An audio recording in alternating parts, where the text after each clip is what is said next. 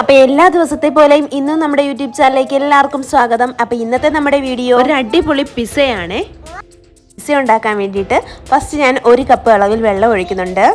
അതിലേക്ക് 1 ടേബിൾ സ്പൂണോളം നമ്മുടെ ഈസ്റ്റ് ഇടുന്നുണ്ട്, 1 ടേബിൾ സ്പൂണോളം നമ്മുടെ പഞ്ചസാര ഇടുന്നു. 10 മിനിറ്റ് വെയിറ്റ് ചെയ്യുമ്പോഴത്തേക്കും നമ്മുടെ ചക്ക നന്നായിട്ട് പൊങ്ങി വന്നിട്ടുണ്ടാവും. അതിലേക്ക് അരിച്ച നമ്മുടെ മൈദയാണ് കേട്ടോ. 2 കപ്പ് അളവിൽ മൈദ ചേർത്ത് നന്നായിട്ടൊന്ന് കുഴച്ചെടുക്കുക.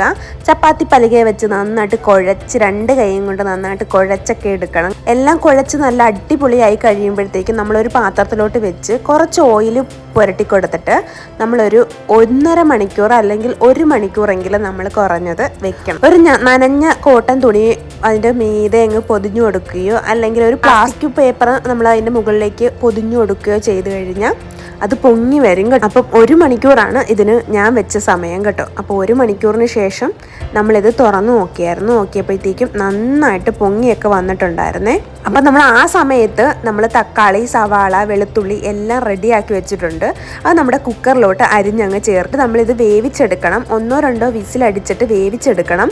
എന്നിട്ടാണ് ഇത് നമ്മൾ മിക്സിയുടെ ജാറിലിട്ട് അരച്ചെടുക്കുന്നത്. അപ്പോൾ തക്കാളി ഇങ്ങനെ അങ്ങോട്ട് മുറിച്ച് കൊടുക്കുമ്പോഴത്തേക്കും പെട്ടെന്ന് തൊലിയൊക്കെ ഞൂരി വരും.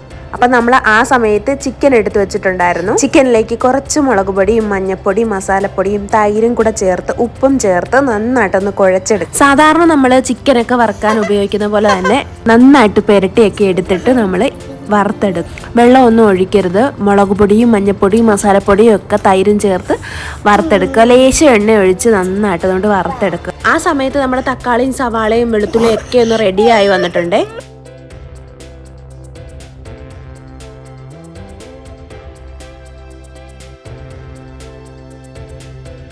ഇതൊക്കെ നമ്മളൊന്ന് മിക്സിയുടെ ജാറിൽ നിന്ന് അരച്ചെടുത്തിട്ടുണ്ട് കേട്ടോ. ഇത് നമ്മൾ പാനിലേക്കിട്ട് നന്നായിട്ട് ഒരു തക്കാളി സോസൊക്കെ ഉണ്ടെങ്കിൽ അതും കൂടെ യോജിപ്പിച്ചിടുക. എന്നിട്ട് ലേശം ഒരു ഉപ്പും ചേർത്ത് നന്നായിട്ട് ഗ്രേവി നന്നായിട്ട് യോജിപ്പിച്ചെടുക്കുക. 1 ടേബിൾ സ്പൂൺ അളവിൽ മാത്രം തക്കാളി സോസ് ചേർത്താൽ മതി കേട്ടോ. ഇതിലേക്ക് 1 നുള്ളളവിൽ ഉപ്പ് ചേർക്കുന്നു. നമ്മൾ പ്രധാനമായിട്ടും ചേർക്കുന്നതാണ് ഒറിഗാനോ കേട്ടോ. അപ്പോൾ ഒറിഗാനോ നമ്മുടെ പിസയ്ക്ക് ടേസ്റ്റ് കൂട്ടാൻ വേണ്ടിയിട്ടുള്ള സംഭവമാണ്. ആ പിസയുടെ ഒക്കെ ഒരു മണം വരണമെങ്കിൽ ഈ ഒറിഗാനോ ചേർക്കണം. അപ്പം നമ്മൾ അതും കൂടെ ചേർത്ത് നല്ലപോലെ കൈയിട്ട് ഞെരടി ചേർക്കുവാണേ. അപ്പം ഇതങ്ങോട്ട് റെഡിയായി വരുമ്പോഴത്തേക്കും നമ്മുടെ ചിക്കനും അവിടെ റെഡിയായി വരുന്നുണ്ട് കേട്ടോ. അങ്ങനെ ചിക്കനും റെഡി ആയിട്ടുണ്ട്, നമ്മുടെ സോസും ഒക്കെ റെഡിയായി വന്നിട്ടുണ്ട്. ഇനി നമ്മൾ വെയിറ്റ് ചെയ്യാൻ വെച്ചിട്ടുണ്ട് നമ്മുടെ മൈദ റെഡി ആയിട്ടിരിപ്പുണ്ട് കേട്ടോ പിസയുടെ. അപ്പോൾ അത് നമ്മളൊന്ന് നന്നായിട്ട് ഒന്നുകൂടെ ഒന്ന് കുഴച്ചെടുക്കണം.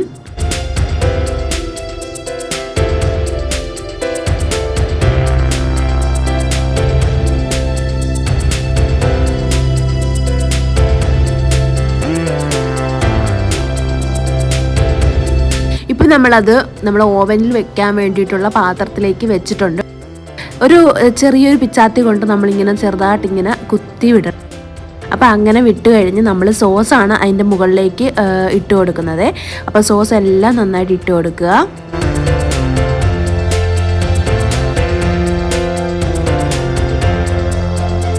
ഇനി ഇതിൻ്റെ മുകളിലേക്ക് നമ്മൾ വറുത്ത് വെച്ചിരിക്കുന്ന ചിക്കനാണ് കേട്ടോ ചേർക്കുന്നത്. അപ്പോൾ വറുത്ത് വെച്ചിരിക്കുന്ന ചിക്കനും കൂടെ ആഡ് ചെയ്ത് കൊടുക്കുക.